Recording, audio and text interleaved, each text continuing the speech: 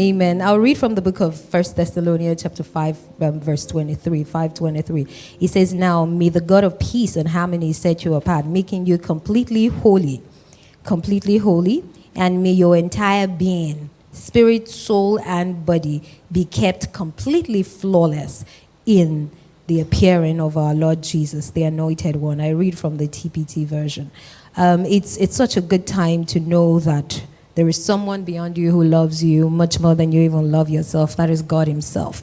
It's the reason why he gave his only begotten son for us. So we don't live by ourselves on our own terms. We live because there's someone who has given us this life, that we may be custodian of it and we may do good, do his bidding, do his purpose here on earth. Today is the International Day Against Drug Abuse and Illicit Trafficking. And we are discussing that here in church today. It's important that for us as a global church and a global movement at that, at the House of Freedom and the Potter's House of Lagos, to hold such conversations. And it's the reason why the family and friends team thought it important to bring this subject to church. And that's why we are having that conversation today. We have experts in our midst who will do justice to this discussion. We have Dr. Ajirotutu and Dr. Majiyagbe, both of the House of Freedom, who will be coming up stage to have this discussion with us. Now, before we get into that, I'd like to just read some statistics to us today, just do some quick infographics. And whilst I do that, I encourage us to please drop our offerings. Ushers, have you passed the basket around? Please drop our offerings. Let's package that and drop our offerings so that we can get deep into the conversation and not lose our focus at all. No distraction today. It's a serious conversation, serious business. Okay, so from the United Nations Office on Drugs and Crime, it has this record saying that around 275 million people use drugs world over in the last year. This was for 2021. While over 36 million people suffer from disorder. In Nigeria, there were about 14.3 million drug users, of which close to 3 million suffer from drug use disorder. It's interesting to also note that 1 in 4 persons are probably hooked to drugs. And these staggering numbers accounted for people between the ages of 15 to 64, which is really worrying. People in their prime given to drugs. And the only thing that points to me is just the enemy of our soul, the devil just prowling, growing all about to just make us lose focus. We may think it's not here in church, but it would surprise you that it is. I shared in the first service that it was a day after rehearsal. Someone stopped me at the gate trying to sell me drugs at the gate. He didn't stop at the petrol station. No. He saw that this is Potter's House of Lagos church. I'm probably coming from church. He came and knocked on my glass. I was waiting for the traffic to clear out and then offered me if I wanted. I was dazed. I was shocked. I was like, wow. So this thing is this bad. I used to think it was only at the malls where we see people drinking and doing all that. Oh, it's on TV. Oh, I send my children away. Don't watch this one. 18, ratings 18, ratings 16. No. It's in secondary schools. We've seen videos of secondary school students doing drugs.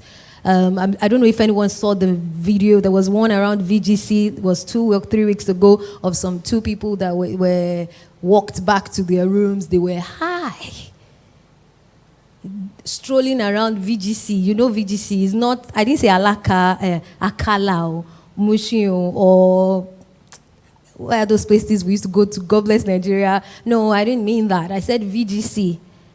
In VGC, they were on drugs, they were walking stark naked in the estate, so the security accosted them, walked them back to their homes. I don't know, and by the time, it's an epidemic that we need to start to pay attention to. And as much as we're spiritual beings called to reign on earth, this is a mission that we are also supposed to pay attention to, because we exist in this world. We are in the world, but we are not of the world.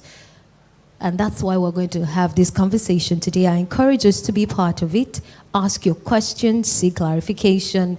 Very experienced experts here will do good justice to that. Are we ready for this today?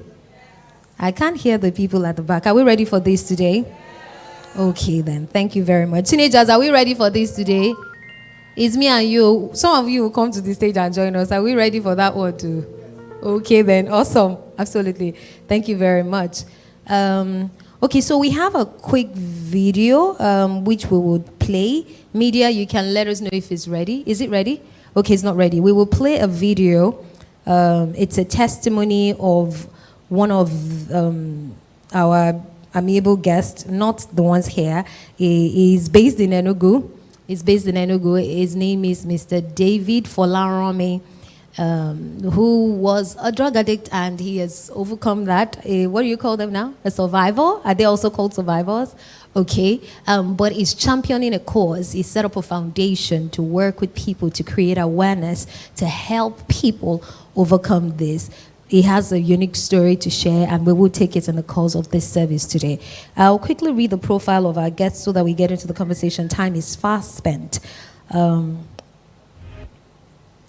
Dr. Adeola Majiyagbe, nee David, is a public health physician. She's a director at the Freedom Foundation. So she's here with us. And this entire initiative is of the Potter's House of Lagos, but of course proudly supported by the Freedom Foundation. So Dr. Adeola Majiyagbe is a public health physician with over 20 years of cumulative experience in healthcare, in the healthcare industry, working in healthcare financing, quality management, health project management, and health promotion in a career that has traversed the private and public sectors in Nigeria. She currently works with the Freedom Foundation as Director for Development and Impact, overseeing the foundation's team to deliver global best practices and increase impact across all Freedom Foundation programs and projects. Please let's put our hands together for the beautiful and amiable Dr. Ajirotutu. Thank you so much, ma. Yeah, you can take the same seat. Thank you so much, ma'am. Okay, Dr. Ajirotutu Omotayo is a consultant clinical psychologist who's passionate about self-development, training, and individual wellness. Wholeness, as in, that's it. He believes in the holistic individual, and this has channeled his focus to studying human and human behavior. He works with the psychology department of the Federal Neuropsychiatric Hospital, Yaba, that's AKA, exactly. Yes, so Lagos. He is also the current head of department. He has a BSc, MSc, MPhil, and doctoral degree in clinical psychology. His work experience spans over 20 years in clinical practice, which includes psychological intervention for people going through various forms of psychological distress, ranging from workplace issues, substance addiction, work-life balance, emotional issues, marital distress, sexual abuse, traumatic experience, coping with disorder, learning disorders, mental retardation, and other mental health issues. He has served in various capacities at both local and international level, preferring psychological solutions to various issues. Dr. Ajirotutu is a consultant to different psychological rehabilitation centers and agencies, which includes the House of Refuge. And he has also served and still serves as the in-house consultant for different organizations. Dr. Ajirotutu is a fellow of the Nigerian Association of Clinical Psychologists, a member of the Nigerian Psychological Association, American Psychological Association, and also a member of the Employee Assisted Professional Association, Nigeria chapter. Of course, he's married and blessed with lovely children. Please let's put our hands together for Dr. Ajirotutu Omotayo. Welcome, sir. Thank you. Media, are we ready? Okay, still not. So we had a quick conversation in the first service, which touched on, what drug abuse is, addiction. We also touched on parenting and how that impacts on children as they grow up, where it all starts from. People do not just happen on drugs. They don't just happen on addiction. It stems from somewhere. So we addressed that in the first service. If we get there, we will still, if we get to it in this second service, we can catch up on that. If not, please make out time to watch the conversations from the first service, just to ensure you have a very well-rounded knowledge of all that we've discussed today. Thank you very much. Thank you.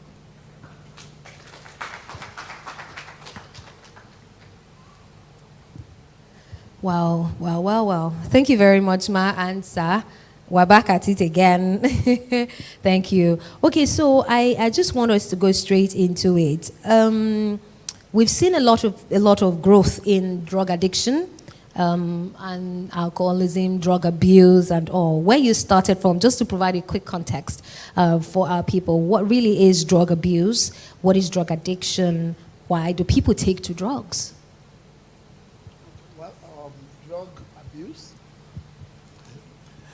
Drug abuse is used interchangeably. I'm sure we've heard about drug addiction, chemical dependency, and those are the three names which is usually referred to. But what is drug?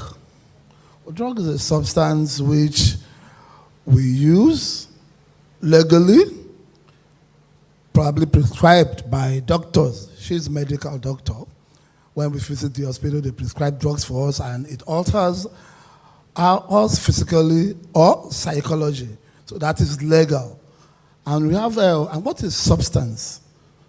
Substance examples are alcohol, caffeine, tobacco, cocaine, Indian hemp, which falls under the illegal substances.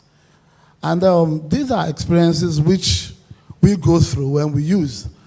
And when you talk about drug addiction or substance abuse, that individual would always crave for the drugs. Would always find all means to get that drugs when it's even not convenient. That is why when you see an individual who is addicted and lives with you at home, things get missing. They take things from home, and when things are done, taken at home, they move to other people's house. And in situations where that person is also working, and he or she will start selling some of his or her things. And even if it has to do with getting properties and things from the office to sell. We've seen so many. So they become dependent on it, and it will affect their day-to-day life.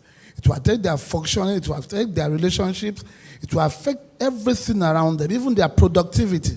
And once you become addicted, it will affect your functioning at work. And also it goes to the teenagers there. I want to take it back to the adolescent as well, beyond teenagers. And I want them to listen. Once you get into drugs or you start using drugs, it affects what? Your attention and concentration. And what do you need to learn in school? You need those two. They go together. You need to listen in class. You need to concentrate. That is when you can learn. But once those two are missing, you will not do well in school. And it will affect your performance at work. And if it's an adult who is working, definitely attention and concentration is also needed at work. And your productivity would drop low, would drop down. And if you work in an environment whereby you are on target, you are out of the job. I work for the government. Our salary has been paid for a year. It won't happen in a one-man business or structured organization. So the government job can still accommodate it, but outside there, once they observe that, you are out of job. So there are so many things that make people to use drugs at different levels. For younger people, we talk about peer pressure, which we all know, influence of friends. We talk about adventure. We talk about curiosity. And with the vibes of the social media now, a lot of people are getting into drugs because what they watch and what they see on the social media. Well, that's another area whereby we feel the government has not been able to do much because it's government that controls. And most of the younger people want to emulate, talking about the pop culture, the musicians, the top musicians, and most of the videos are done with the red cups. I always refer to that red cup, which will be dangling with the moves and the vibes, and the smoke from the back, which is tripping this generation. So those are the clear factors which could be responsible. More would come as we talk. Doc, you want to chip in? No. Okay. It's fine. Well, thank you very much, Doctor. Thank you. I was going to ask you right after your first introduction, providing the context, I was going to ask you about why many young people are taking to drugs. You find that that age bracket of 15 to 64 is surprising to see that your prime, the age when you should actually be at your prime, giving your best, doing all that you can to create a legacy for yourself. That is the age where people are now taking to drugs. So why so? And why the proliferation of drugs these days? Why? Well, I think when studies have shown that the highest concentration of drug use is actually in adolescents, like persons in secondary school, and like Dr. Ajirotutu said, it's the age of transition from childhood to adulthood. Is the age of becoming, the age of identity formation. So naturally, there will be curiosity, experimentation, testing of wills, testing of norms.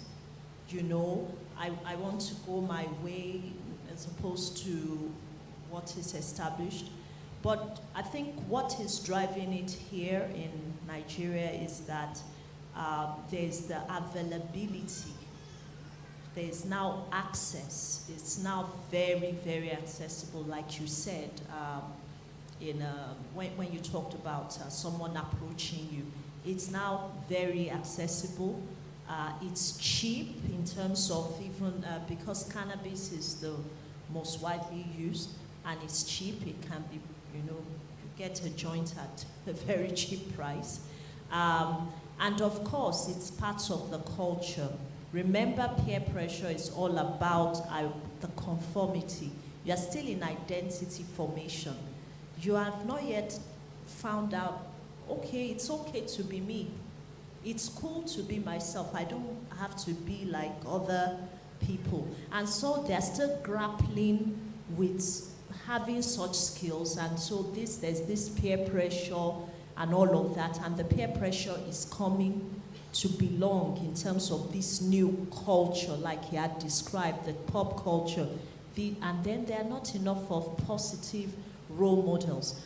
The role models they're seeing are, remember that there are different socializing influences. So you first of all have the family, and don't forget that in this age and time, most times the two people are out of the home, two parents working, okay? It's not like it's wrong, but one has to become intentional. I think, let me borrow from the popular female talk show host. She said, you know, there's this age of, I can have everything, but truly, you can't have everything at the same time. You have to decide what will help the children as well, because you are bringing up a new generation. So there's the economic pressure that actually drives parents, not just that they're out, even when they're in, because that pressure comes home with them, they become emotionally unavailable. So we talk of quality time, not just quantity, but how much of even that time that you are spending is quality. Are you able to give? So, of course, like I said, there's the economic pressure, there's the bigger background, and then it's the age of peer pressure. What's driving peer pressure? I want to be cool. I want to belong. And if there are no influences from the home already built into that child to be resilient and to say no, and not just say no because daddy said so is okay, because in the previous generation, you always will hear this voice in your head, remember the son of whom you are, but still, people still tested, but there was this drawback. But when there is nothing there, you know, I talked in the other service about the law of first mention. it would be good if our children get to hear about drugs from us first, so that there is something there. The enticement will come, but they will meet something that we have intentionally put. So there are many sharing, I call them sharing influences that just whittle down on the ability of children to resist. And it is that age, the age of being impressionable. Unlike in adults where I can decide not to. But pressure in a child is a big deal. So all of these things are, you know, the vicious cycle of factors that are weighing in on children today. That's the world in which we live today. And don't also forget, it's also continuing to be a permissive world where generally social norms are continually being challenged. Okay, so you know, all of these things, economics, the lack of consistent parenting, family disruptions. There is a lot more of disrupted families in this age and time, and it's been found out that one of the factors is, you know, particularly for males, when they don't have a male role model and they possibly are being brought up only by their mothers, so that when they get to a point where you know, you need both parents. So yes, women are divorcing, maybe for valid reasons, but it takes a village to raise a child. You know, I bring in this example of a case. We have a project. Well, it's a new program of the Freedom Foundation, Operation Better Life. And so if you look at some of the cases, so there's this boy, not boy, he's a young man. He must be like 20-something. He's been into the drug culture for about 10 years of his young life, okay? And I said, how did it start? So he said, well, his mom, okay, I think his mom became widowed, the dad died, and of course, the mom had to raise them alone. The mom, possibly due to some of the influences from the father's side, shielded them from any other person. And after a point, the mom began to be harsh in her parenting, particularly toward the boy. You know, boys can be strong-willed. There's a way to raise a boy that is different from the way to raise a girl. And Dr. Ajirotutu talked about the authoritative parenting style. It played out in that case. And after a while, when the pressure became too much and she was harsh and all of that, he left home and of course began to, that's how he was introduced. And of course, that was it. Another thing was that, remember, it takes a village to raise a child. Doctor had talked before that. When some of us were growing up, there was the opportunity for other people to parent us, okay, in informal ways. But remember, we're becoming more of an individualistic society where it's me, myself, my family, and I, which to some extent it has its problems, because we were not created for isolation.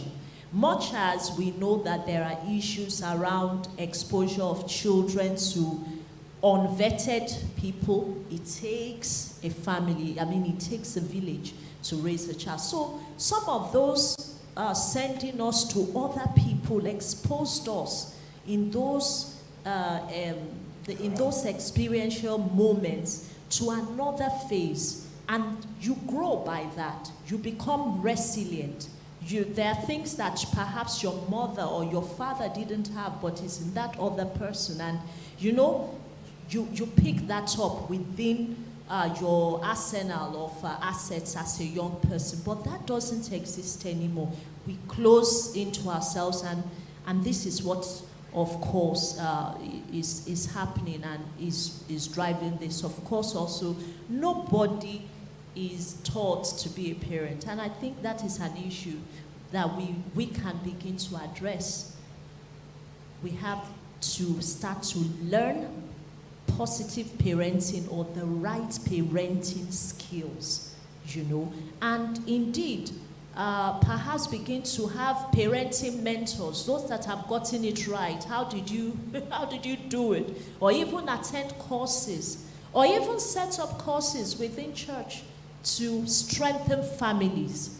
Even if a divorce or family disruption is inevitable, know the impact that it's having on a child, and let's set up interventions to help. Let families and women and men become aware that whatever you do, this child needs your support. This child needs, and sometimes even if you're not able to give it, be intentional about creating the experiences or the avenues. It could be your brother that has a stable family. Just for a while, send that child there for a holiday. It could help, Wow. Thank Thank you so you. much. Thank you so much, Doctor. That's so many things you have packed in one. But I know that many of us growing up used to testify of the African mother, the typical African mother. Everybody knows the one that will beat you, that will whoop you, that will just do all those things that like reset. They just help us reset. All this one I am now saying, okay, all this nice kind of authoritarian, all of that, it's still settling on one side of me. I didn't go to school for parenting, I have to. I'm parenting them in the way that I saw my mother parent me and that I have also seen other people bring up. So you're saying now that it's important that we actually note that the way that we were brought up isn't going to work for bringing the children of in today this up. age and time. So they are a different demographic. And all that's completely. happening around them. The social Yes. environment has changed significantly. So we need to take that into cognizance as we raise the children up for the age and for the time. Awesome. I know the doctor is a specialty in that area as well. Well, like Doc But said, as you're going to speak about that, I want you to also address if it is possible to, is this, can it be inherited? Drug abuse, alcoholism, is it hereditary in any way? So whilst you talk of parenting. Let's address that first. Drug use is a learned behavior. It's a learned behavior and it can be unlearned. Most users actually stumbled on it via peer pressure at home front. You could also, the parents could be using, when I say using, daddy might not be smoking Indian hemp, but could be smoking cigarettes. And they observe. So daddy smokes. So adolescent teenager is among his friends and they are smoking Indian hemp. Daddy smokes. So, but they are role model first. Like I said, the home is the learning place first. The home. And you could just take a look, if all of us go back to our childhood, there was a period we were looking at our parents like this. We were young. As we grew up, we balanced. Some of them now, they are taller than us. They are looking at us like this. So that is how it blends. Everything we do at home, they observe, they see. Oh, there's alcohol in the fridge. People come to drink. People smoke around. It might not even be dad. An uncle, a neighbor, they smoke at the back of the house. He perceives the odors from that. That is the first environment he will learn. So he imbibes that there. And so from that learning experience, he takes it as it grows from adolescent stage to teenage. Teenage now is in the university, experiment starts. And I tell you, a child who is driven to school, he eats, he leaves his plates on the table, he removes his clothes in the room and leave it there. The house elf speaks everything. It does not do any skill. He has learned no skill. 16, off to UK, University of Sussex. Somebody that cannot even wash his boxers. He now gets into the school, is in a room where nobody is going to do anything for him. He wears a set of boxers because he can't wash it, throws them away. So he's now wearing his jeans. He has difficulties with adjustment. He has difficulty with adapting to that environment. Unfortunately or fortunately for him, he finds himself in the room with some of the white boys because he has no skills to cope. No coping skills. And he moves to another set of people. He gets involved in drugs. Because he's vulnerable. He's looking for a landing board. And he gets into the wrong crowd. So from 16, like I said earlier on, spent 3 years, 2 years in university, grades go down. And once drugs sets in, attention and concentration I mentioned earlier on, goes down. So he's not reading. I was sharing an experience with, I don't know who I was talking to, that when you start using drugs, and this goes to the younger people, this is your handout. He will read each paragraph. He will never be able to assimilate it. He will be reading it. He won't be able to assimilate. He will now read out unconsciously. Maybe he becomes frustrated and drops it. So he goes to smoke. Next day, exam is next day. He comes with the expo to the class. And they catch him. So the guy went from UK. They shipped him again to America. Spent another 3 years. He couldn't get a degree. We are back to Nigeria, like I said earlier. We now start looking at so many schools. He tries a private school. Then he's an adult. Because by 27, he's an adult. He's still battling with education, becomes frustrated. And at that time, he will now be looking for faults. Picking quarrels with family, labeling people, probably responsible. And I tell parents at that stage, I bet children will have 5. What about the other ones?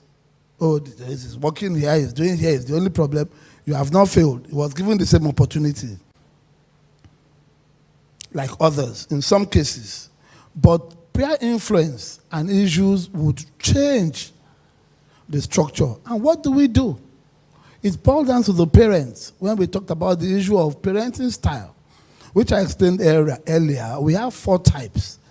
The authoritative, the authoritarian, the permissive, and the neglective. The permissive and the neglective almost goes together. Oh, daddy, I want this. Have it. I want that. That we want to go and sleep in my friend's house, a 14, 15-year-old, and we'll come back on Sunday in this generation. Okay. Yes, and consented. Anything he wants, the driver takes it. The driver will take it. My driver, that's the word they use now. And you say, my driver. Who is your driver? You pay for driver. Because that is driver, my driver brought me. My driver brought me. And it goes on like that. For the neglected parents, they give everything, but they're not there. So the children are being raised by different house helps. The house helps, they spend only 1 year now. And they go around, they come with different devices, and which your child will inculcate. They will inculcate. So those are the things he learns subconsciously. And as he or she grows, he forms. Like I told you earlier, a young boy got into drugs because he was introduced to drugs by the grandmother's house help, male house help. He was smoking. He saw him. He was about 11. Was smoking at the backyard in the evening. Maybe he just, what is this? The first thing he gave him was India hymn. It started with India hymn. It had no effect then. Then as he grew, by 14, it started looking for where to get it. And he bought until problems started. Because he developed mental illness. And like I said, there are 2 ends. I want you to listen, 2 ends to a drug user. Just true. Premature death and what? Full-blown mental illness. Full-blown. Because some people would use Who some of our friends, we have friends that use till now. Grown-up adults, it never gives them any problem. Because the issue of individual differences comes to play. Some people might be predisposed to have mental illness, but using drugs will manifest it out instantly. While others will just use, would graduate, get married, have fantastic job, have children, is still using, and no problem. But individual differences. So it depends on how you look at parenting style is very, very key. Now going back to the authoritative. Authoritative talks about what you want, not what the child wants. Everything is about you must do this, you must do that. And like Doug said, the trend is changing now. What we went through, the exposure was not there much. We were more of obedient children there, although you will see one or two who would stray. And like I said, the parenting style has been there from onset. They just compartmentalized it now and structured it. Because then some parents were open in the 60s and 70s, and to the 80s, they were still open. You would talk to them, you would dialogue, you would be given the opportunity to express your feelings. And some were also not there at all. But the money was there. Everything he wants was there. So they all fall into different. And for the authoritarian parenting style, it's a negotiation. It's a discussion. It's a dialogue now. You know, you can't tell, like I told earlier, I'm a lawyer, I have a chamber, you must become a lawyer. I had a friend, he's in Australia now. His father owned a very big hospital, and he was forced to read medicine. He read medicine. By the time he spent about 9 years anyway, reading medicine, he came out, gave them the certificate, because he was matured then. He was close to 30. People don't enter universities then. At 16, 15, 16, 17 now, you will be mature. Maybe JAM would have jammed you twice. Then you are going in by 1920. Graduation was 25, 26. Mature on now. We have 20, 21-year-olds doing masters. I have one in my house, 20. You know? So that is the trend. So it depends on how you deal with the issue. So authoritarian is discursive. So he finished medicine, dropped the certificate, and went to get a shop at, I'm talking about over 20-something years ago, at Lagos Island, that first shopping mall going into Koyi from Lagos Island, the first shopping mall, not Falomo, from inside Lagos Island, you want to drive to Osborne, Surah, that first shop there, the first shopping mall was built in the 90s. So he got the shop there, and this was what he started selling. Leather chairs. He's fulfilled. He would get chairs from Europe everywhere.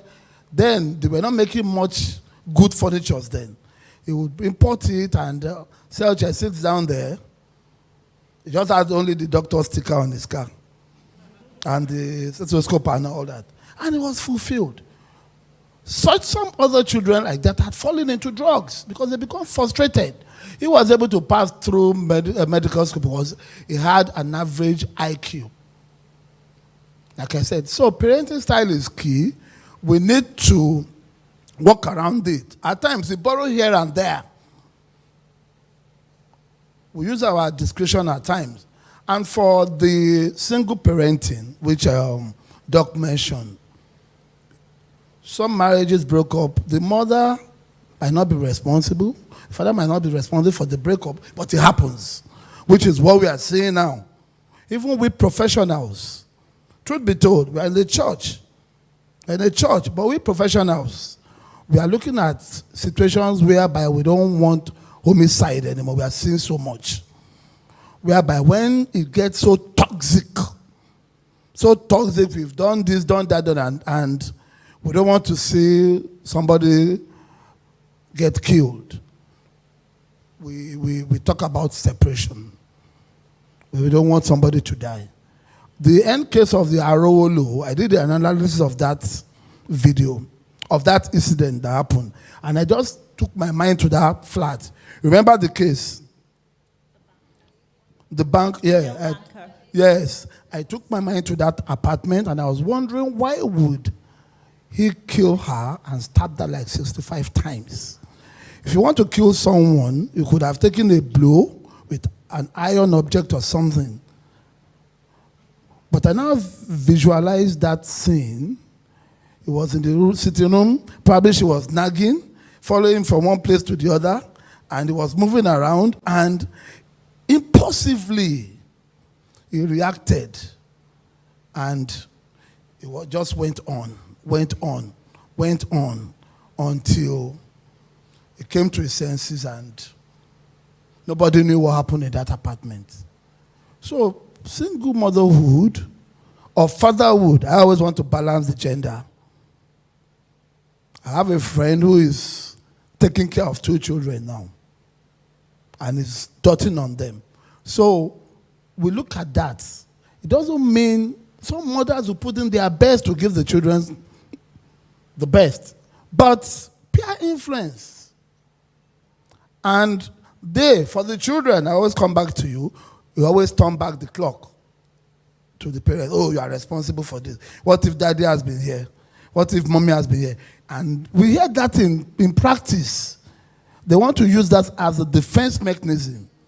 You know, that's their own defense mechanism. What about your brother? Your brother didn't smoke. You all went through the same. So that is it. We need to open our eyes and be more involved with them. Thank you. Well, thank you so much, Doctor. Thank you. That's so good. Absolutely. I have also heard, I know that I heard in the news at some point where some people were arrested for selling laced cookies and drinks, cookies to secondary school students, to university students. And these children may not know, but that's how some people get hooked. What kind of format and how can we navigate these kind of things so that we begin to let people, our words, our children know how and the format and the type of ways that all these drugs and these abuses come, drug abuse and substances come in today's world? Okay, thank you. I think it starts with awareness that sometimes,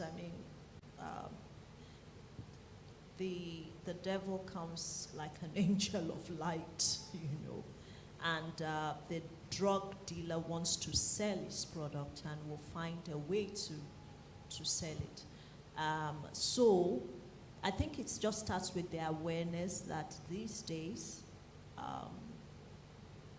drugs are everywhere, and it's not just the joint that is easily identifiable. It comes in all forms of ways, and in parties, in drugs, drinks can be spiked so that even the unsuspecting, because there's a reason why those drinks are spiked, is for whatever next activity that they want to engage in. So it's to be aware of that risk. So like sometimes in many schools, you can't bring, it's as bad as that, you can't bring a water bottle that is not clear to school. It must be clear, and it can only have water. It can't be any other color. It must not be colored. Must not be colored. Then you can't go to any other place apart from the talk shop to get anything. You can't during birthday parties and all those other things, except you bring your normal drinks and maybe Coke. You can't do any other thing. So those are some of the things, so that whatever is being sold in the school is actually vetted, and there are known names and brands. And then parents are actually made aware of some, upcoming drugs or, sweets that are of this brand and of that brand. But it's just to be aware and not to be passive about it. And that when children go to parties, you've really got to know, you've got to tell your kid that this may happen. So don't leave your drink.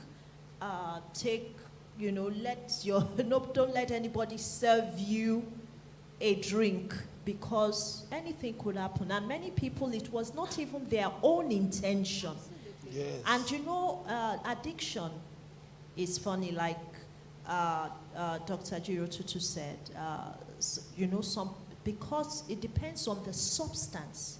There are some substances that just the first dose or the first exposure, because they are highly addictive, like the opiates, or the opiates are like narcotic type, drugs. That's where you have your tramadol and some other painkillers. Those are quite, and then there are other ones. They are quite addictive. So if your drink was spiked with that, and you immediately get a high and your body begins to crave it again, it wasn't even that person's choice.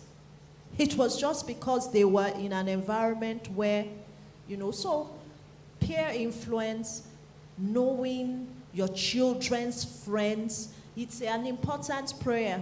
And that prayer is in the Bible. Read us, O Lord, from strange children, that our daughters may be as plants grown up in their youth. Read us of. So there are peer influences that are bad. So we need, it's also part of parenting style. Some people say that whatever it is, let your your friends' children come, vet them, have that discussion with your children. Let it be open where, you can actually tell them, okay, for this, yeah, you can go here, but, watch out for this, or, that place, I'm not sure about it. I don't think we should go. That's where sometimes, like you said, we can borrow from being, in quote, authoritative. Of course, we can't protect children from everything. Is to build in them that skill of being aware that these are the consequences, or these are the likely risks in this place. And knowledge is power. Know the truth, and the truth will set you free. Thank you so much, Doctor. Knowledge is power. We must imbue in our children all of this knowledge. So the same way we put in the effort in educating them academically, we should also educate them on all other things as relates to their social impact and life in general. Thank you so much. I remember the story of, not even a story, it happened in my office. So a lady left chewing gum on a table, and a subordinate just walked in and picked it. It was a boss, so she just picked it. And the next thing, the lady just started, her stomach, her head, what happened to you? What is wrong? We didn't know. Until then, the lady just came and was like, what did you eat? She said she picked someone's gum.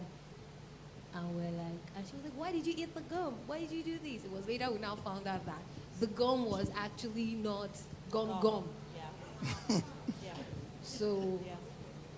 it was ridiculous. I think the lady had schooled abroad, so maybe trying to get over nicotine cigarettes, so she picked to another, and it was just chewing gum. Yes.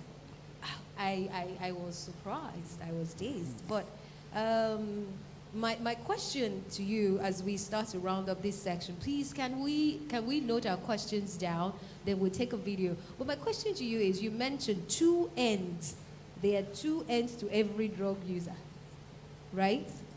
You said there are two ends to every a drug user. Yes, a drug user. Premature death. Or Not every. Oh, to a drug user, okay. Who refuse to change. There are two ends. To a drug user. Premature death or Yes. mental illness.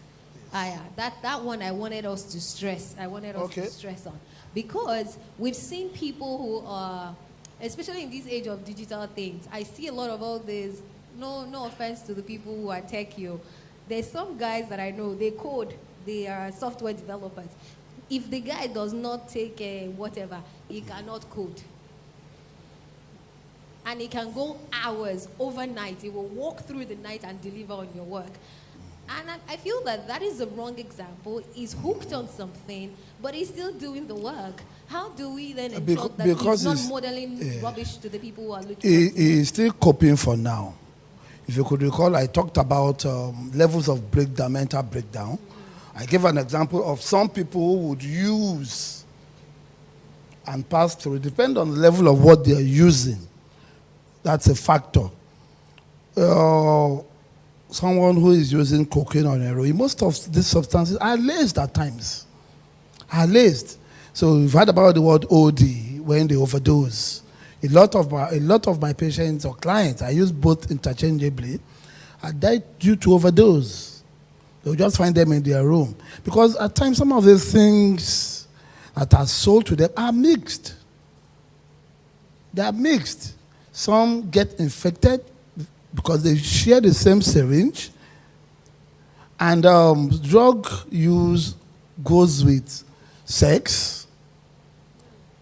And when they are high, they have sex unprotected. And HIV thrives among drug users. I have so many cases like that. So it tells you the end.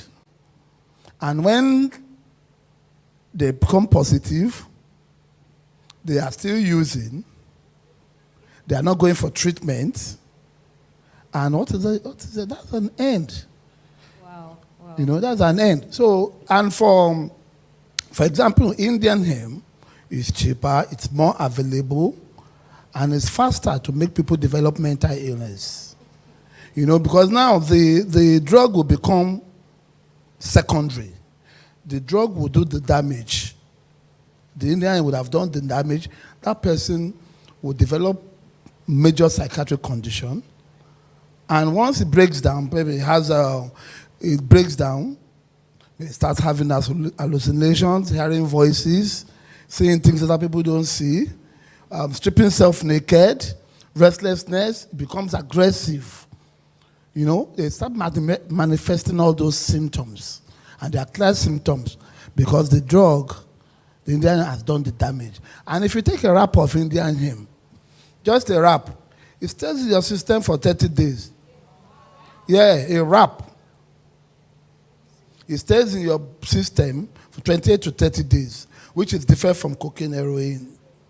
But so imagine the person taking 2-3 wraps a day.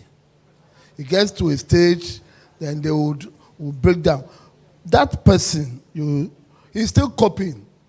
But it's obvious to all of you. The only thing that is still keeping it going now is because he's delivering. But all of you have been able to identify. Look at his dress sense. Look at some things about him, which is inappropriate. But because he's meeting targets and doing his job, there might not be much issues. But the doomsday is still close. Wow. You know, it's still close. Well, thank you so much, Doctor. Can we have media?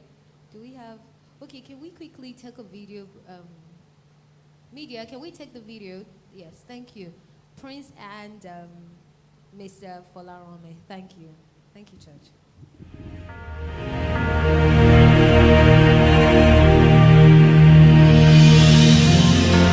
A pinch of crack like this, which is not even enough for me, they sell it for 200 naira. So calculate, I can take this up to 20.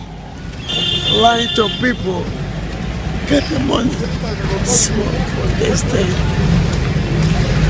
And you look at where I sleep too, like a fowl. So I want to be deliverance through the people of God so that I will start working for God. And please, Pastor Tony, I'm waiting for you. Please don't make it delay. Come quickly for me. Come quickly for me because I'm tired and it is you I've seen that God will use to do it. Please make it quickly for us, Pastor Tony.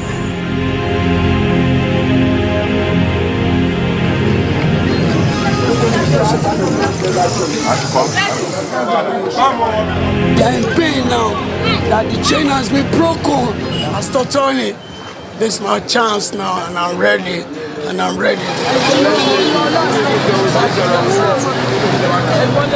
Thank Jesus. I thank Jesus for breaking the chain.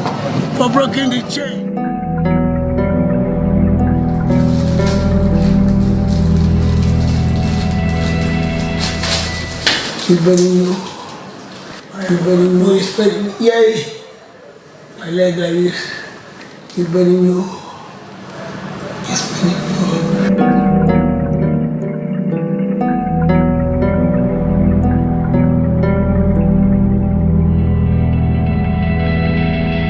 The reason why I'm happy today because God has started a good work in my life. And I know it's going to be better. It's going to be better. My name is Prince Sudubawa. I am the facility officer of House of Refuge Freedom Foundation. A lot of things are changing my life. Now I know who God created me to be. The purpose too, why God created me to be alive to today. Part of my job now is to talk to the young ones how to live life. And God will help us in Jesus' name. I pray you will do it. He has done it for me. I work in the office doing schedule every day as a facility officer, and I'm happy doing it. God has changed everything. According to His word, He said, if any man is in Christ, is a new creation. All things. Igbodo is the old thing now, it's the old level.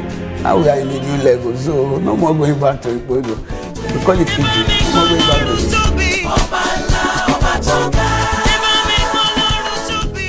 2014, I was begging on the road, on the traffic at Ikeja General Hospital, going begging for money and go smoke drug, because I didn't have anything doing that, just to beg money and go smoke drug.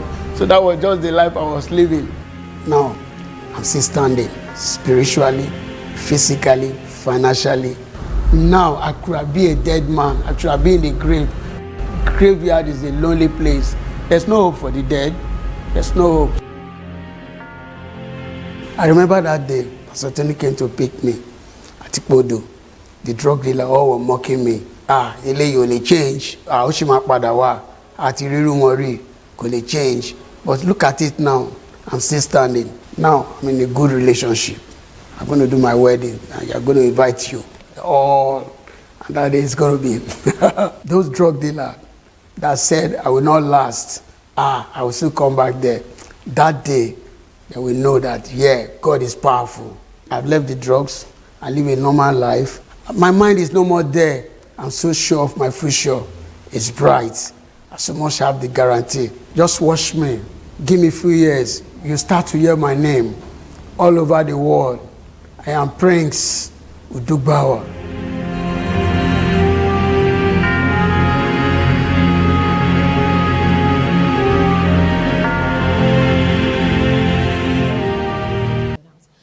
I was going to ask you the question about relapse. Why do people fall back? Why do people fall back to drugs if they go for it? Is it just willpower? Is it just my will? Can my will get me out of this? Okay. You know? Well, a relapse is when a treated individual, let me use it like that, after going through treatment, goes back to use drugs. And in the phase after treatment, there's something also called lapse, whereby the patient or client might go back once in a while to use and be off. And the treatment of the patient or the client is in a triangular form. The treatment center, the client, and the family members. At times, we are there 24 hours. The treatment center is there 24 hours. Some of the factors responsible for relapse at times. You have a very willing patient and a very, very unsupportive family. We have cases like that. The patient is willing and ready, but the support from the family is not there. And at times you have very supportive family and an unwilling patient. At times we've failed in some cases, truth be told. And like I use House of Refuge as an example, we have more of success. But there and then, you have some failed cases whereby, like, we prepare family members because when we bring in the clients in, we start preparation from onset and working towards termination. The treatment is 12 weeks. And in some cases, the family will promise, we can do this, we can do that, we can do this, we can do that. We are going to do this before you are discharged. And at the end of the day, the patient, after discharge, the discussion was never achieved, or the family were not able to meet up. So in some cases, some of the patients will use that as an excuse, that they said they were going to set me up, they were going to do this for me, and they didn't do it. That is why I went back to use drugs. And for a patient who goes back, that is, he or she is rationalizing. It's a defense mechanism. It's rationalizing. Because we tell them, some of you, there are some other people that don't even have anybody to help them. You are privileged that your family, how can you tell them to come and set up something of 5 million for you? You are not supposed to even touch money. And that is where family members came in. As a case we worked on, Emmanuel, you know, this is a patient that was brought into the treatment center. He's done cooking, he's done everything. We are taking him through treatment. Where is he going to stay? Nobody wanted to take him. We had to keep him back extra 2 months. It took me 4 sessions to get him to stay back and go through the treatment while we work out the plan. At the end of the day, I told you, you cannot have him discharged without a structure. He has to be monitored. We would monitor from inside. That is where the test we do come to check for relapse. We place them on a monthly test or 2 weekly to see, once we test you, if it appears there, you are still using. So that's our check from outside when we discharge you. But the family members must also be there to support. So what did they do? They got a flat for him in Lekki there. He's upper class, got a flat for him, dropped money into his account. We were not aware, and the mother went to US. You have to take responsibility. He's 43, he's so unfortunate. You have watched this build for 25 years. We are not supermen. How do you expect us to have an A under 3 months? He's done drugs for 25 years, from probably like 18. So we are talking about a 1-year follow-up. And you are not ready to sacrifice. We didn't know he had given him. So immediately, the guy started calling. The dog come in for treatment, come back. He didn't want to come back. Then they had enabled him. So he went on a spending spree. And she was in US calling. They said they had gone back to. So I said, Madam, I'm sorry, there's nothing we can do. I can't live with him. And he can't come and live with me. Or would he go and live with my other colleagues in House of Refuge? The plan is to treat, follow up, and we leave our doors open. We call it an open door policy. You can always come in. And our numbers are with you. There are some key things that once you feel this way, talk to us.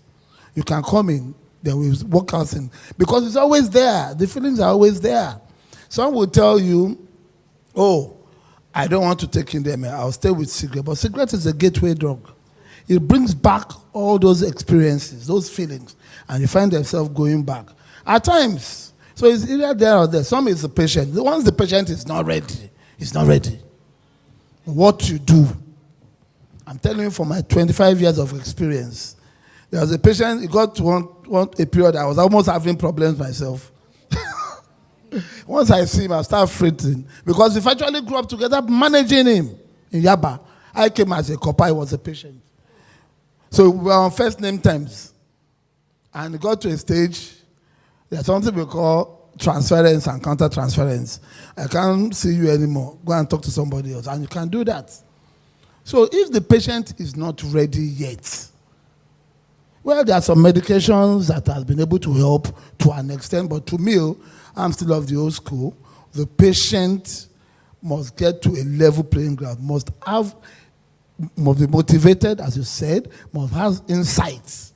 Because once he or she still feels, I'm doing it because of my mom, I'm doing it because of my dad, and some of them will give them options that if you stop drugs, you'll become a general manager in my company. That's not insightful. The parents are also not insightful.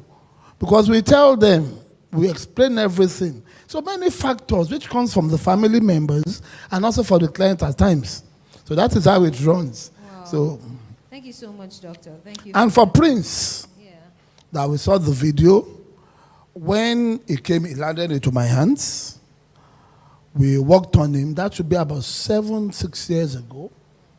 When we worked on Prince, like I said earlier on, is a colleague of mine now. We are both employed by House of Refuge. That's our director. You know? And he's done so well over the years, whereby you saw what, it's not a makeup video. That is what he is. And it's one of the success stories I've seen there over years that I've worked with HOR, just 12 years now. And he's still, till this morning, is still with House of Refuge. And we draft him, as I'm always been drafted, man, at any point in time, to go to anywhere and do anything to promote substance abuse, to work against people using addiction. And with his experience being a user, it's so motivating for others. You saw the first time he was seen. You know, if he's a deep drug user, the lives are there, the skills are there. You see some of them when they come to meet you on the dangling keys. How can you tell me you're at Maryland there? My fuel has finished. Once you say, you know his story. My fuel has finished, please, I need money to go and buy fuel. My car has spoiled somewhere there. They will wear suits. Some of them will come with prescriptions that their daughter is in last suit. There, they look at, and you know, for the females, they are so much emotional. They give them money. As he collects the money, it goes into the joint Atikeja there. You know? So that is it. So many of them, he's lucky. And some organizations are also picked to help, but not too visible. Thank you. Thank you so much, Doctor. There's a lot to still talk about, but man, we really have to go. We have some questions here. Okay. And some came from some of our teenagers and, of course, the church floor. What would a young child do if he or she was bullied, more or less coerced, cajoled, bullied, forced into drugs and cannot approach his or parents about the matter due to their parenting style? Bullied him into doing drugs or her? Let Dr. do. I think that that's a big question because whatever the reason for the use is, I think the first step is to talk to someone when you have become aware. And of course, that someone should be your parent. However, we know that the parenting styles, I mean, anyone, any parent, you really have to control yourself if you learn of that. And it's a skill to learn. I remember a colleague of mine, we were incidentally going to visit another colleague in rehab, okay? Colleague in terms of secondary school. So this person, after leaving secondary school, in tertiary institution, got rusticated as a medical student, okay? And since then, till now, okay. Now, so she was now giving me an example. She was widowed and she's raising boys. And she was now telling me that, you know, it's important to learn how to raise boys. That one thing you've just got to learn about raising boys is don't show too much of emotion, even when you are shell-shocked about whatever it is they bring to you. That has helped her, because one of those days she discovered that her son, who was now in the university, had begun experimenting with marijuana.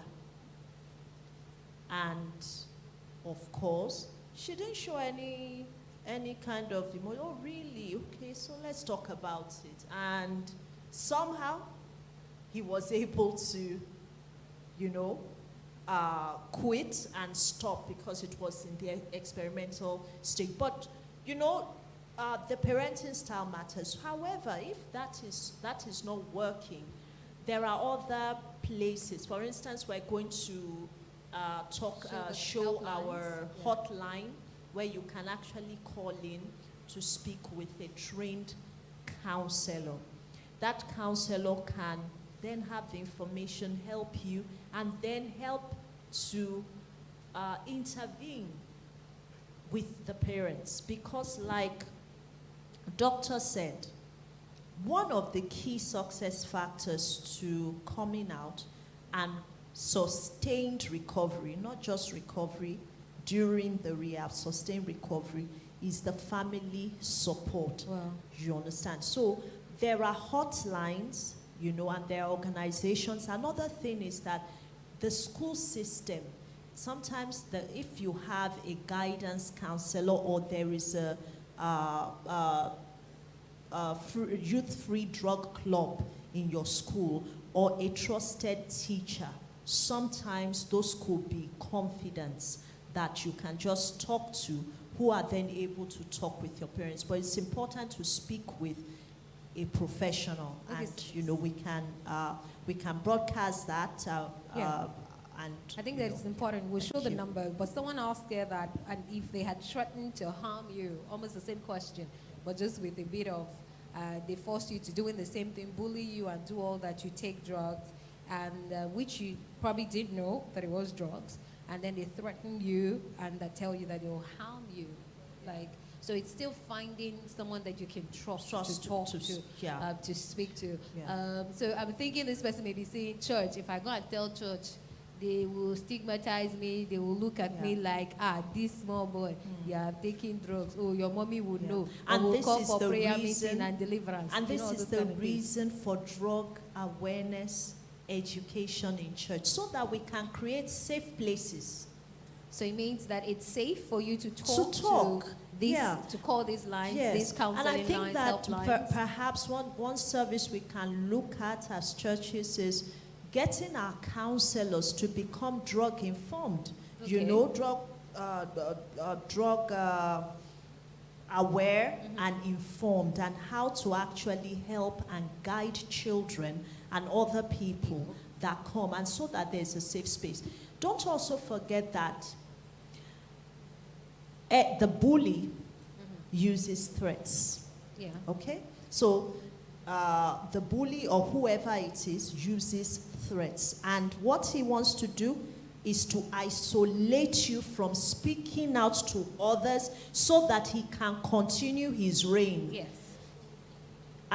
It's the same with abuse and domestic violence. They will isolate you. So today you know the truth. You can speak out. Speak out to somewhere that is safe. Even if your parents are not yet drug aware and drug informed and they don't understand, just like we're here, you can talk to us and then we will know how to bring them, bring the parents to, you know, sometimes it has to even do with, sometimes the bigger picture is what is the culture of the school? You understand me? So we know what is happening in secondary schools. I imagine these days. This can be a public school. I'm not even speaking No, it's about. not even. No, I'm saying. I imagine that for public school, Yeah. because you speak about culture, Yeah. and we know what the culture is in Yes. some public Yeah, schools. yeah. Even we know private schools, but in some public schools, Yeah. they really don't care. It's Yeah. a school where they will beat you. In fact, teacher will send you to go and buy. Yeah. You know, in some of these cases. Yeah. So, However, the good thing is also that we have, as Freedom Foundation, interventions now in public schools where we are turning peer pressure on its head. In terms of, instead of negative peer pressure, we are training peer educators, training the children themselves, and also training teachers to be drug aware and giving them the information. So if there's a drug-free club in your school, or maybe you want us to come to your school to actually set one up, that is something we can do, so that information you can tell your peer, and that peer can help you link up with where you can get help, even in the middle of that okay, situation. great. I think we need to run quickly through the question. How does someone overcome addiction to drugs and still go through peer pressure? You mentioned that. I think that will be speaking up first, and surrounding yourself with people who will of shared values, basically, and just don't stay isolated. Don't be alone. Okay, so if someone read here that when a person acts psycho mostly when they are not in a suitable situation, does that person have mental illness? Sorry, when a Didn't person get it. Acts psycho. Okay. Acts psycho in unsuitable situation, maybe in uncomfortable situation. Okay. Triggers, maybe the person is under pressure, maybe feels exam, maybe something just happens to the person. Is the person suffering? Maybe doctor. No, we all have our thresholds. And I have the right to be angry as a person.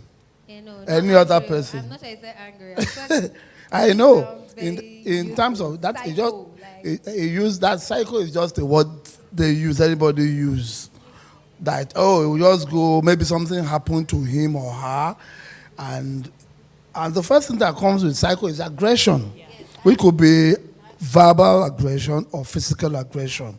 But there's a boundary.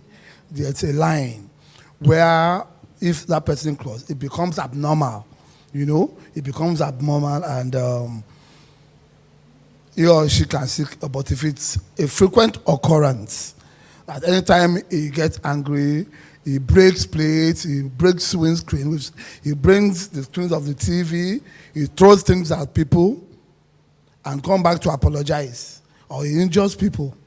We've seen such cases like that. Mm-hmm. That person might need to. Something is wrong. Something is wrong. Absolutely. Something is wrong. Yeah, definitely. So there's a borderline to which your anger should Yes. be. Once it exceeds And that, that's we need also to check about you. coping skills Coping and skills. helping children to learn life skills. If things don't go your way, it doesn't have to come to aggression. Learn assertiveness so that you don't even allow things that you do not like. Learn to say no so that you don't get to a point where it's all pent up and then you have to become, or the way out is aggression. Absolutely. So life skills also. Life skills. I think that's very necessary. At some point, I'm sure that my guy here will bring that up for parenting. So what is the process? This is a very important question, and it came to mind when you were talking. And thankfully, somebody asked it here. That's about the loved ones or the caregivers or people, family dealing with people who have these. They're also going through things. So it's asked here that people what's the process of healing and rehabilitation for parents whose kids are on drugs or maybe dealing with drugs? The parents whose kids are using drugs, I believe, are going through a lot of mental challenges themselves. How can they be helped? I think that's that. I think the same question is extended, speaking about policies, spoke about the church policy and how to influence policy and sponsorship. It's asking that do we have HOF members who are in the legislative and in government lobbying for this kind of bills? It feels that there's not a lot happening on the side of law enforcement for users and traffickers. It's still quite weak. Okay, let's start with the first question in terms of the family members. So I say family members, it could be parents, it could be significant others. We normally treat 2 or 3 people at a go.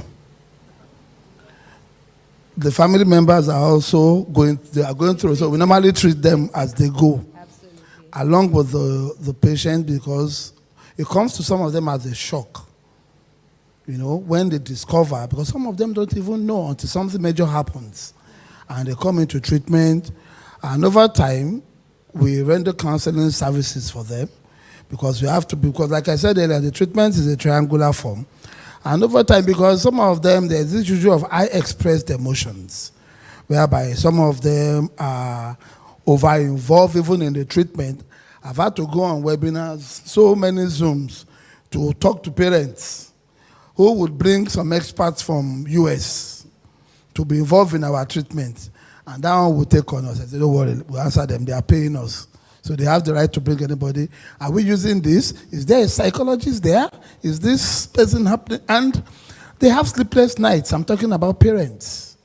They have sleepless nights. While the treatment is going on, they are doing prayer sessions. They are going about shopping for other ways. Some going to allow fast as much as that. They are Christians. But they are still shopping to find an end to this problem. They've been subjected to so many things, not to even talk of our patients. And some of them will tell you where they have taken these clients to, in search for treatment. They've been taken to the herbalist home. They are tied there. They are deprived of food. They are flogged. They are flogged. To flog it out. Some the Islamic clerics would mix. There's something they call ontu. With it's like the water and some they will give them so that they can just forget this drug and the guy is still going back. Until it develops insight. And like I always say, once you have insight into your problem, you are 60% well. Once you have insight, this is my problem. It is this thing that did not make me to graduate. This is why my family members hate me. Because parents have gone through a lot. He comes back, he clears the house, especially the aggressive ones. Whereby he will tell them, if you don't give me 100,000 by 1 p.m., it will be 200,000 by 2 p.m. Yes. And if it's 3, it will be 300,000. They beat them up. They've gone through a lot, especially the upper class, and which is quite different from the ones you see outside. Yeah. Where you are on your own. We have 10 children. It's your choice. We've not even eaten. So we have time for you. But for the elites and the average parents who can afford to pay for the admission, we even have to bring down the money. I work in Yaba. We have 80 beds for drug patients. 80 serving Lagos State and its environ for drug patients because we don't allow other patients in other wards. So we have 80. So there is a queue, which by that period, nothing could be done. So they have to go to private organizations whereby some are as high as 800. 5 hours is the cheapest for now, 600 per month, 700,000 per month. That's what they pay. Some 1 million per month. Ours is the cheapest for now. Even PT brought it down to 350 from 500, which was our benchmark. Ours is the cheapest. So they have to strive, they have to borrow money when there's no space in government. Loot, their psychiatry unit, in all, they have only 30 beds. For other conditions, aside drug case. Last as well, less than 20, 25 beds. Wow. So the parents are going through. So we normally support them too. So you care for the parents, of course. You care for the children. Yes. HOF, I know that we're an intergovernmental agency, yes, as the Freedom House of Freedom as a whole, and I'm sure that there would also be bodies at one part of the House of Freedom who will be involved in the government engagement part of this, which is lobbying and advocating for some of this legislation. I'm sure that suffices. Well, I think it's an area for intervention as we begin to put our data together and all of that. So it's an area that we'll be looking Thank you very much, Doctor. This person I'll just brush through it to say, how will the community, when you said that it takes a village to raise a child, how will the community train a child when the parent has told the child to not talk to strangers? So, okay, in terms of parenting, but really it's a question, how would they, but I'm sure that you speak to that. In terms of parenting authoritative parenting is the best parenting skill to train up a child. Is that the best parenting Authoritarian. Authoritarian, which is more around negotiation, having talking, not instructing and speaking down to the child. Okay. In terms of parenting, when a child tells the truth, but the parents do not believe him or her, what should the child do? Okay. Trust issues. Okay, well, like we say, definitely for the parent not to believe the child, there must have been build up. Precedents, yeah. There must have been build up in the past. So if he or she is saying the truth at that point in time on that particular issue, it won't be the first time. So there must have been issues of not being truthful in the past. Yeah. We know our children and we live with them. So he or she must be able to relate with them and gain their trust, which is very, very, it's vice versa now. It is. Parents are humans too. Absolutely. They are humans too. We can't walk on eggshells in our home and try to make everything perfect for the children alone. Yes. Because like I tell them, your generation, you want everything on. I have a DSTV in my house. I can't come and watch my channel because you are watching your own channel. I change it, you get angry. That's their own generation, you know. So it's vice versa. Parents are trying their best. On your own part, you have a lot to do too. A lot to do to gain their trust and open up. Like she said something earlier about talking. Your parents is the first person you talk to. If there is problem, go and meet daddy and mommy. Yes. Like I said, if daddy and mommy, or anybody that is good, they will follow you to school next day. Absolutely. Let's know. His own parents will come. Nobody is going to bully you. You are paying school fees. You are not under anybody. You can only respect your parents. I'm not even saying fear. And talk to your parents. Then your mate or your senior will now take your lunch from you, take your money from you. It's killing your self-esteem. Absolutely. Nobody can do anything to you. Talk to daddy, talk to mommy, talk to your senior brother first, your senior sister. If you can't, don't keep anything to yourself. And most schools, private schools, they are taking bullying seriously. The bully will leave. And they cannot do anything.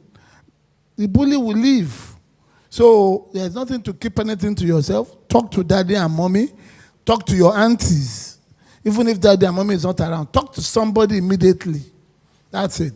Oh, thank you very much, Doctor. I think it's important. It's important for us to actually note that we must trust our parents enough to, be open to them. And parents too must give and create that environment for our kids to trust us. I think when you were speaking about, what's that thing now? Anyways, I think I'll come back to it when it comes to mind. It just skipped me now. Then what should a teenager do if he or she has parents who misuse drugs and lives in a place where there are a lot of derelicts and drug addicts? So, environment. A child is trying to be nice, be whole. Is setting separate standards from himself or herself that they are seeing at home. How can such a child work in that environment? Yes. It's all about you. Kids who live in VGC, where they are not supposed to be drugs, they use drugs. So it's not only about environment alone. Yes, the environment can enable you. You could see a lot of triggers or factors that can promote, but it is that's where your judgment comes into play there. To be able to, we call it the personality theory, the id, the ego, and superego. Your moral judgment comes in there. What will be the outcome if I get into drugs? I've told you, the end of a drug user, especially for the teens and young adults, is what? Full-blown mental illness and premature death. So it's total what? Abstinence. Total abstinence. It's not let me try it. You heard what doctor said about? Some of you might even have used unconsciously, subconsciously, not knowing. Probably they put it in your drink, or you share with people, or somebody give you something to drink. Always be careful. So environment, yes. There are so many people that grew up in Shita here, who are lawyers, doctors. Drug has been there for over 40 years. We have a permanent secretary from there. So many top people from there who grew up there. So it goes beyond looking at the environment. Look at what you have learned by the church you attend, the teenage class, or what they are giving you there, an ability to separate what is right and what is wrong. Thank you. Thank you very much, Doctor. Thank you. So it's all on you, actually. It's not on your mommy, your daddy. It's on you. Next is sorry. Okay, so this is the last question. With respect to the medical doctor's story shared by Dr. Ajirotutu, it's very possible for a child to not know what he or she wants at this formative stage. And parents can be authoritative in their career choices for their kids, more like an authoritarian. Then how can parents help their children make the best decisions in their career choices without necessarily being Very, very, very, very simple. Most of even in the government school, as you say, a lot of things are changing now. And virtually 90 or 85% of our children here go to public schools, private schools. And the career starts from GSS 1 by GSS 3 to GSS 1. They know their path, science, arts, and all that. And most of the schools now, they have counselors, whereby they are trying to work with all those children individually to determine their pathway from their exams, the area of subject, how do they call it? Maybe science, arts, or commercial. And that is where you start channeling your way. You can't go and you can't be doing literature, English, and one other course, and you want to read medicine.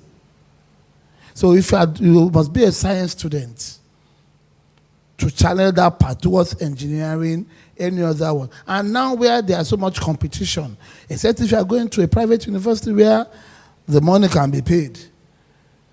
Other options are there. If you can't get your course, you make the child to see a counselor, to look at another part. Because we've seen students who are not able to read medicine and they have spent 3 or 4 years trying to get, they become frustrated and have tried suicide because they couldn't get the course they want. So all doctors are not rich.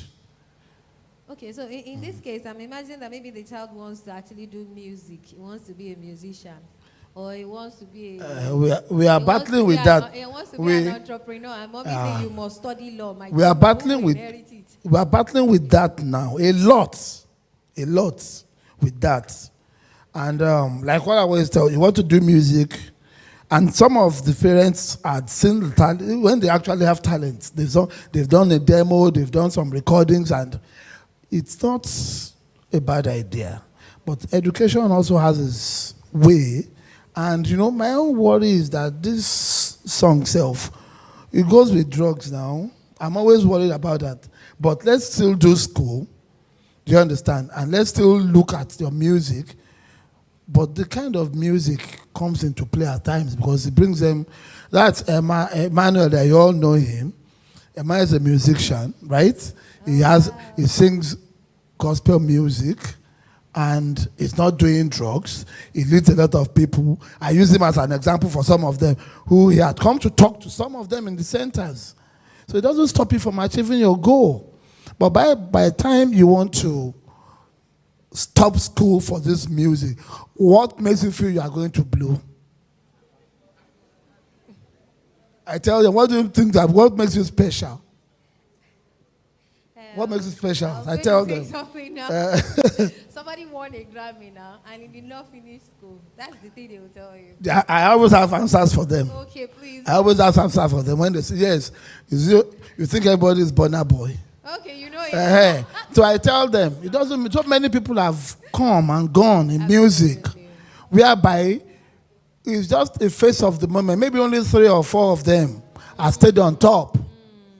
Only 3 or 4 of them have stayed on top in the few decades. The younger boys, Davido and Wizkid, that have been there.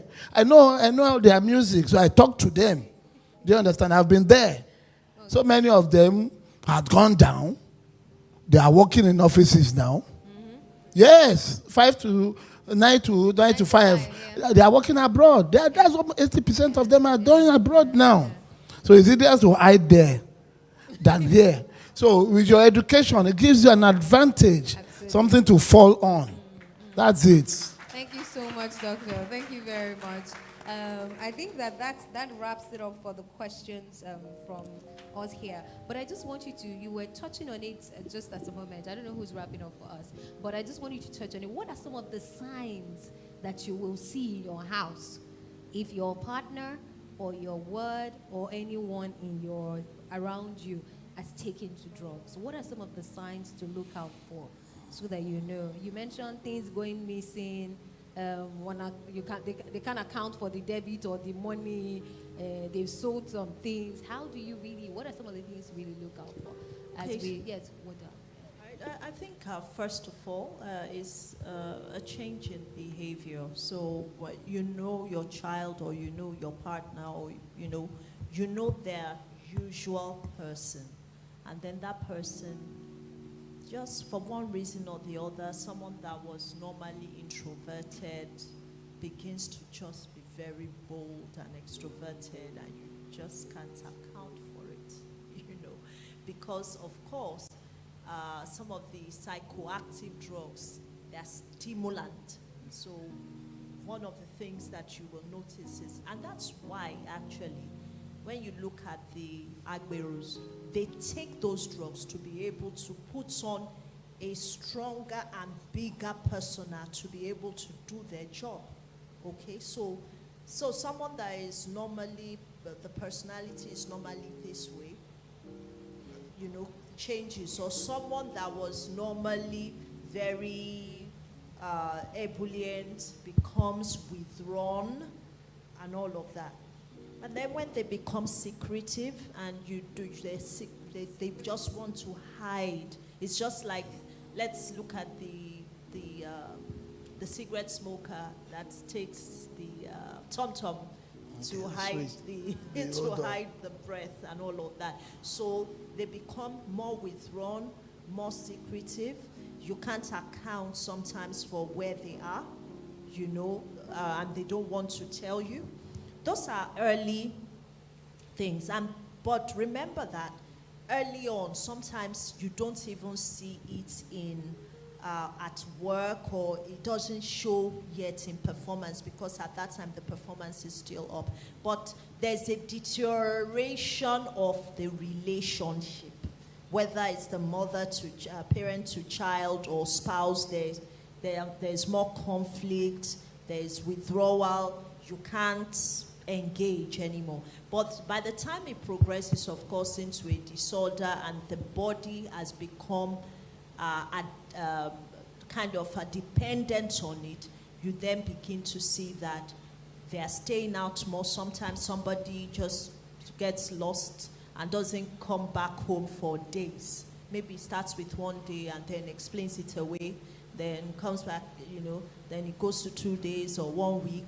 At that time, they are going out to look for stuff. They possibly want to sell. They first of all want to sell their own things, because first of all, they want to have that social control. They don't want you to know. So they start by selling their own things.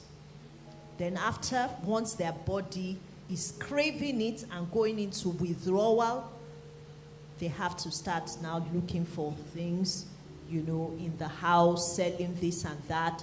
And then when all of that is, you then start confronting them, So it's about, loss of assets, deterioration in relationships initially, and then of course at some point, well, like he said, when the relationship has deteriorated in the home, and and then of course they get to threats that if I don't get this amount, once they've sold things and they're not, and of course then sometimes they go on the street to pawn off whatever, and that's why it also drives crime, because that means crime has started happening in the home, and then it starts happening outside, because that craving makes them to want to get money at all costs, even with substantial harm to themselves and to their loved ones, So, well, thank you so much. Thank you so much, Ma. Please, can we just give a big round of applause to our panelists? It is evident that there is no other way to real life, to living a full life, to living a life of joy unspeakable, if you do not know Jesus, if you don't know God. There's no high besides Him. And we just want to say a big thank you to the House of Freedom and the Freedom Foundation for the great work that you have done. Thank you so much, Marita. Thank you, everyone. Thanks for watching the Potter's House of Lagos Global Broadcast. For more information, please visit www.thepottershouseoflagos.org. You can also follow us on all our social media platforms to stay up to date with everything we're doing here in this ministry. Thanks for watching. We'll see you soon.